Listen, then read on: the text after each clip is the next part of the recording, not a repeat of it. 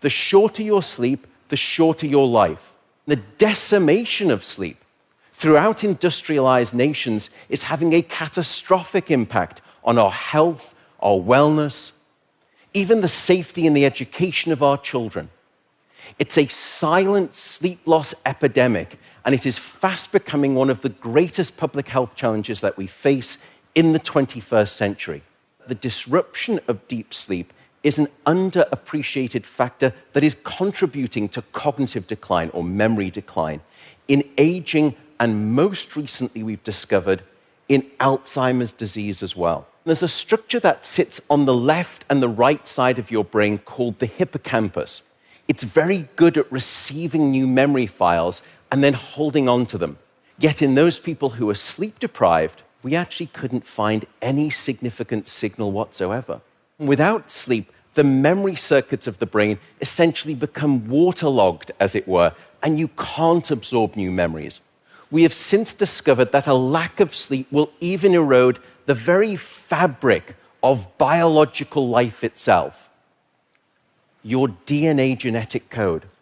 So here in this study, they took a group of healthy adults and they limited them to 6 hours of sleep a night for 1 week.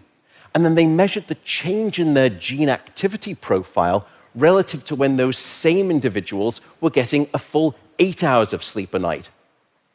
And there were two critical findings. First, a sizable and significant 711 genes were distorted in their activity, caused by a lack of sleep. The second result was that about half of those genes were actually increased in their activity, genes associated with the promotion of tumors, genes associated with long-term chronic inflammation, and genes associated with stress, and as a consequence, cardiovascular disease. There is simply no aspect of your wellness that can retreat at the sign of sleep deprivation and get away unscathed. And at this point, you may be thinking, oh my goodness, how do I start to get better sleep? What are your tips for good sleep? The first is regularity.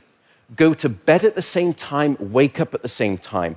No matter whether it's the weekday or the weekend, regularity is king.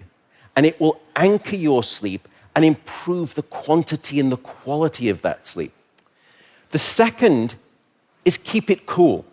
Your body needs to drop its core temperature by about 2 to 3 degrees Fahrenheit to initiate sleep and then to stay asleep. And it's the reason you will always find it easier to fall asleep in a room that's too cold than too hot.